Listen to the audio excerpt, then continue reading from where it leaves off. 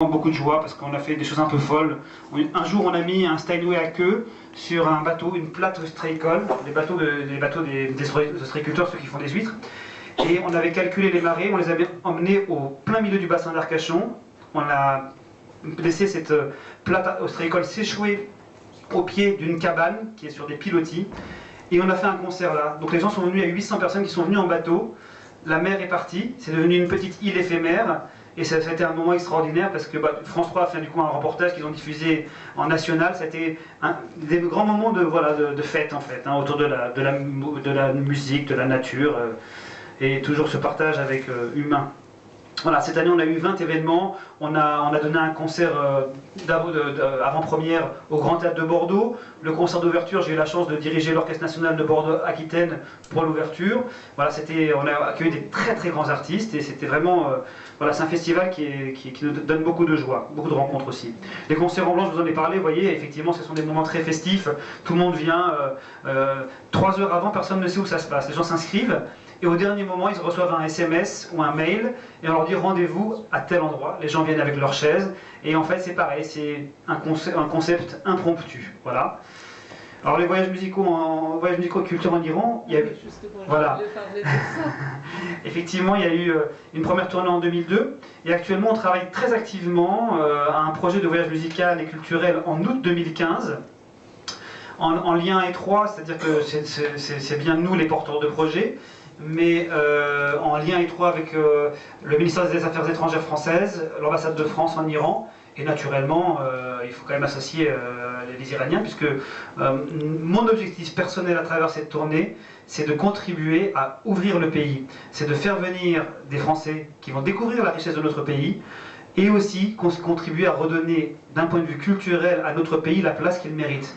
L'Iran a été blacklisté pendant trop longtemps, au moins, modestement, de faire en sorte de mettre en valeur les atouts de notre pays, de notre culture, la richesse de notre patrimoine, la richesse historique, la richesse, tout à l'heure effectivement vous avez de la poésie, mais la richesse archéologique, la richesse architecturale, la richesse des gens, des Iraniens, nos compatriotes, leur gentillesse, leur hospitalité, leur générosité, et bien tout ça c'est pour moi important pour que les gens soient un peu plus ouverts sur notre pays. L'Iran souffre d'un manque de connaissances assez impressionnant en Occident et en France aussi. Voilà, donc ça sera au mois d'août, ça sera 12 jours au mois d'août. Effectivement, si vous souhaitez, vous pourrez transférer l'information quand ça sera un peu affiné. Si vous avez des amis français que vous souhaitez faire découvrir votre pays, faire ce voyage avec eux, redécouvrir votre pays après pas mal d'années et visiter tous ces sites exceptionnels, parce que du coup on va essayer d'organiser des concerts dans des sites exceptionnels, eh bien ça sera l'occasion de partager de belles émotions. Voilà.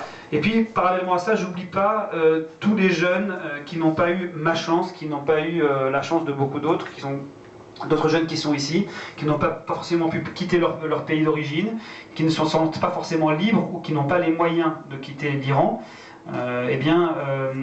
J'ai développé un projet qui là aussi a reçu un accueil très très chaleureux du ministère des Affaires étrangères. J'ai encore eu un rendez-vous ce matin à ce sujet et ils m'ont dit que c'était très intéressant et que pourquoi pas le ministère qui avait déjà des systèmes de bourse pourrait finalement venir donner des bourses à travers ce projet spécifiquement.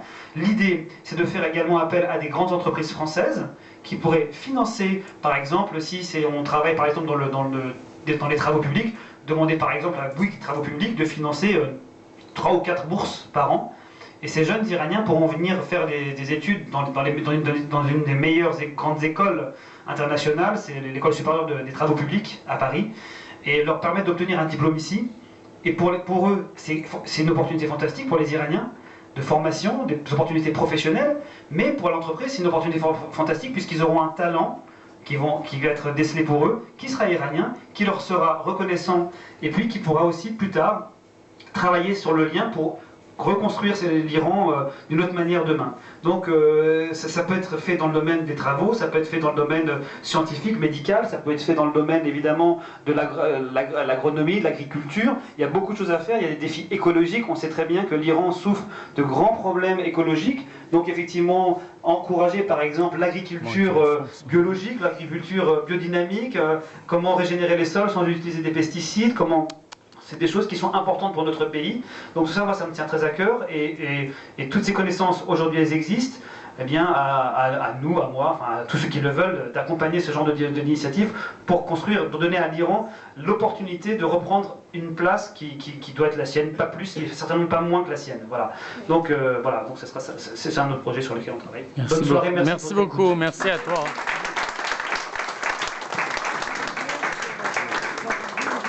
Nous sommes vraiment très fiers de vous. Merci beaucoup. Merci. Bravo.